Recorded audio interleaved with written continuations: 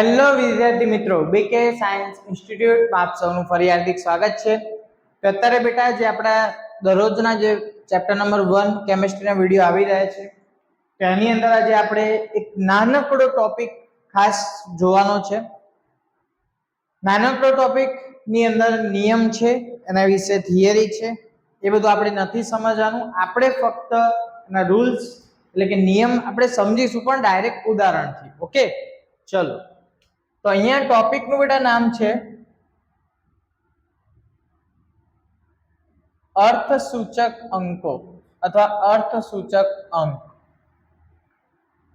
બહુ જ easy topic છે બેટા, બહુ સિમ્પલ છે.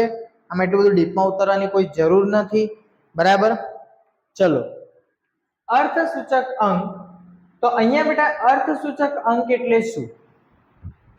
ધારો કે હું તમને એમ કહું કે કોઈ ટેબલની લંબાઈ 2.5 મીટર છે, 2.5 મીટર છે. તો અહીંયા મેં એની લંબાઈ કેટલી કીધી? 2.5 મીટર, બરાબર? તો હવે તમે અહીંયા બંને અંકોને કન્સિડર કરશો, 2 ને પણ કન્સિડર કરશો અને પોઈન્ટ પછી 5 ને પણ કન્સિડર કરશો. કેમ કે તમને ખબર છે કે 2.5 મીટર એટલે 2.5 મીટર કહેવાય, બરાબર? તો એનો મતલબ કે પોઈન્ટ પછી પણ અહીંયા જે વેલ્યુ છે એને તમે કન્સિડર કરી. હા સર, કરી. બરાબર? તો એનો અર્થ કે અહીંયા જે અર્થ દર્શાવતા અંક કેટલા થઈ ગયા? 2 અંક થઈ ગયા. તો અહીંયા હું તમને જે ઉદાહરણ આપ્યું એ ફક્ત એટલા માટે આપ્યું કે આપણે જે ટોપિક સમજવાનો છે તો એ ટોપિકનું નામ છે અર્થસૂચક અંક. તો એનો અર્થ એવો થાય કે એવા જે અંકો હોય કે જે કોઈ અર્થ દર્શાવતા હોય. કેવા અંકોને આપણે એવું કહી શકીએ કે ભાઈ આ અંકો અર્થ દર્શાવે છે? જસ્ટ તમને એક્ઝામ્પલ આપું બેટા, જુઓ. ધારો કે આપણે આવું લખીએ 0.0005, બીજું આપણે લઈએ 0.025, ત્રીજું આપણે લઈએ 0.00003, એના પછી આપણે ચોથું લઈએ 5.555, એના પછી પાંચમો અંક લઈએ 550, અને એના પછી છઠ્ઠો અંક લઈએ 5550, અને એના પછી આપણે સાતમો અંક લઈએ તો 5550.00. ચલો, હવે આની અંદર આટલા ઉદાહરણમાં આપણે બધા જ નિયમ છે જે અર્થસૂચક અંકના એ બહુ ઇઝીલી ખ્યાલ આવી જશે બેટા. ચલો, હવે અહીંયા જુઓ. અહીંયા શું લખ્યું જુઓ, 0.0005. તો અહીંયા બેટા તમે કહેશો કે સર અહીંયા કેટલા અંક થયા? તો 1 2 3 4 અને 5, ટોટલ 5 અંક છે, બરાબર? પણ અહીંયા વેલ્યુ કોની છે? 5 ની. તમારે કોનાથી મતલબ છે? 5 થી. તો આગળના 0 આપણે કન્સિડર કરીશું નહીં.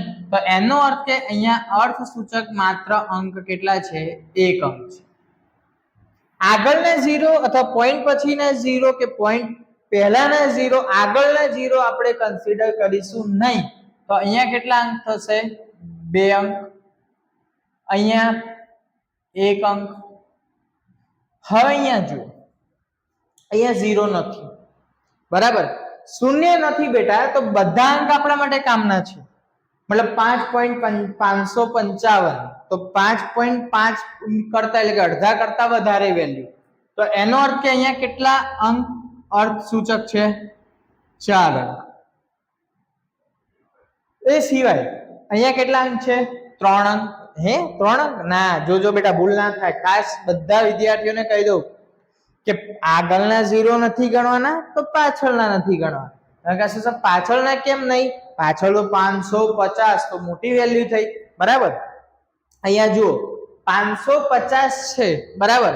પણ અહીંયા પાછળ એટલે એટલું 5.5 હોય તો એની પાછળ પણ 0000 લગાવી શકો તમે. પણ અહીંયા તો શું છે? 550 છે, ખાસ ધ્યાનથી જોજો. તો અહીંયા છેલ્લો 0 નહીં ગણાય. તો ફક્ત કેટલા અર્થસૂચક અંક ગણાશે?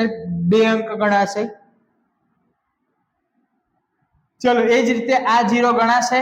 નહીં ગણાય, આ 0 ગણાશે નહીં. જોજો ક્યારે 0 ગણાશે હું તમને કહીશ હમણાં. તો અર્થ સૂચક અંક કેટલા થયા? 3 થયા. ચલો હવે જુઓ, તમને થશે સર આ પોઈન્ટ પછી કેમ બે વખત 2 0 તમે લખ્યા? તો અહીંયા તમે જુઓ, તમને એક મસ્ત એક્ઝામ્પલ આપું. તમે સમજી લો કે તમારા પેરેન્ટ્સ જોડે બેંકમાં ગયા છો, બરાબર, ચોપડી ભરાવવા માટે, પાસબુક જેને આપણે કહીએ. તે પાસબુક તમે ભરાવો તો ખાતામાં 1000 હોય, 10,000 હોય, 1 લાખ હોય, ગમે તેટલા પૈસા હોય, પાછળ પહેલા પૈસાની અમાઉન્ટ લખેલી હોય, પાછળ પોઈન્ટ કરીને 00 લખ્યા હોય. તો આનો અર્થ શું થાય કે પોઈન્ટ પછી 00 નો અર્થ એવો થાય કે 5550 પછી એક પણ પૈસો વધારે કે ઓછો નથી. આ એક્ઝેક્ટ પરફેક્ટ વેલ્યુ થઈ ગઈ. તો પરફેક્ટ વેલ્યુ કોના કારણે બની? આ બે 0 ના કારણે કે બની. તો એનો અર્થ કે અહીંયા આ બધા જ અંક કેવા થઈ ગયા? અર્થ સૂચક અંક. તો કેટલા અંક થયા? 6 અંક થયા. ચલો એના પછી હજી એક ઉદાહરણ આપણે લઈએ.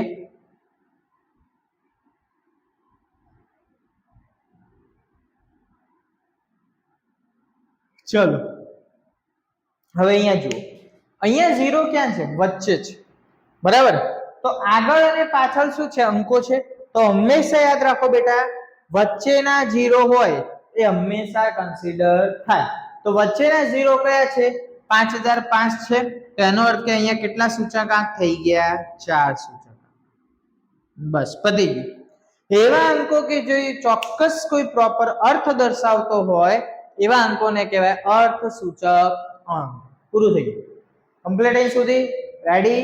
ઓકે, ચલો આગળ જઈએ. હવે એના પછી આવે છે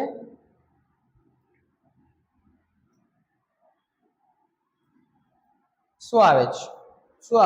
જોજો, વૈજ્ઞાનિક સંકેતમાં અંક લખો અથવા અંકોને વૈજ્ઞાનિક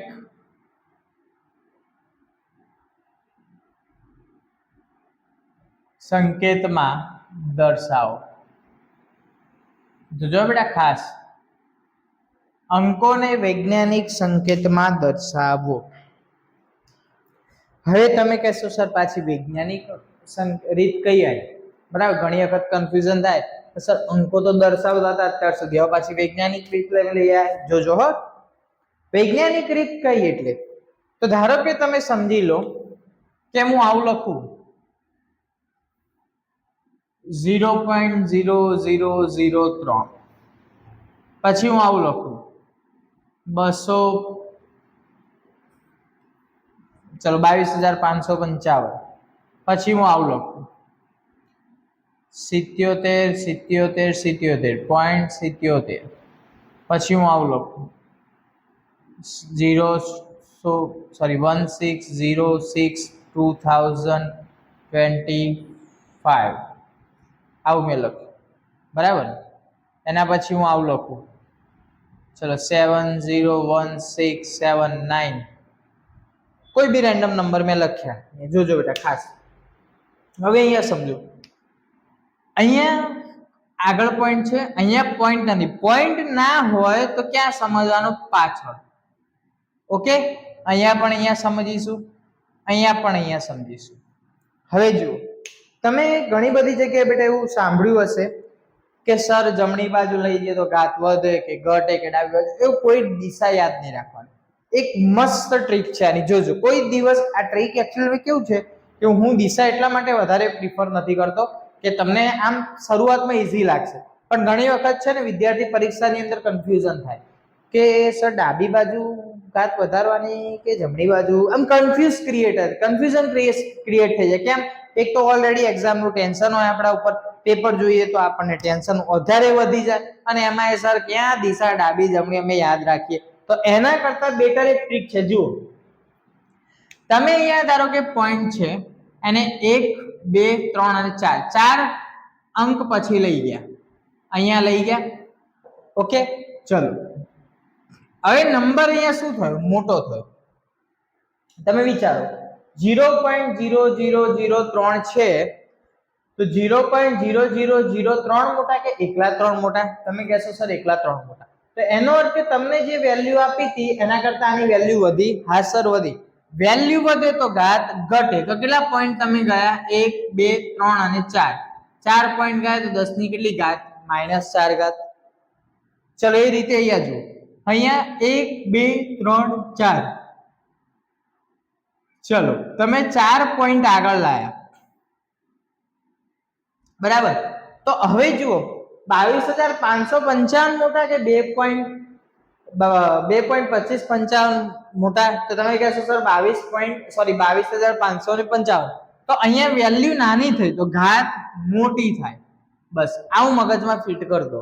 ચલો અહીંયા 2 પોઈન્ટ આગળ લઈએ આપણે, તો 7.77 ગુણ્યા 10 ની, તો 2 પોઈન્ટ આગળ આયા, કિંમત નાની થઈ તો ઘાત મોટી થઈ. ચલો અહીંયા 1 2 3 4 5 6 7, તો 1.60620025 ગુણ્યા 10⁻7.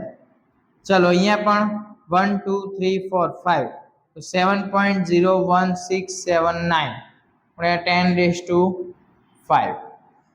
જો કિંમત ઘટે તો ઘાત મોટી થાય, જો કિંમત મોટી થાય તો ઘાત નાની થાય. બરાબર, કમ્પ્લીટ બેટા. તો આ બંને એકદમ નાના ટોપિક હતા, ખાલી આપણે જસ્ટ એને સમજવાના હતા. બરાબર, આજના વિડીયોમાં આપણે આ બંને ટોપિક સુધી રાખીએ છીએ. હવે આની આગળના ટોપિક આપણે નેક્સ્ટ વિડીયોમાં જોઈશું. Okay, thank you.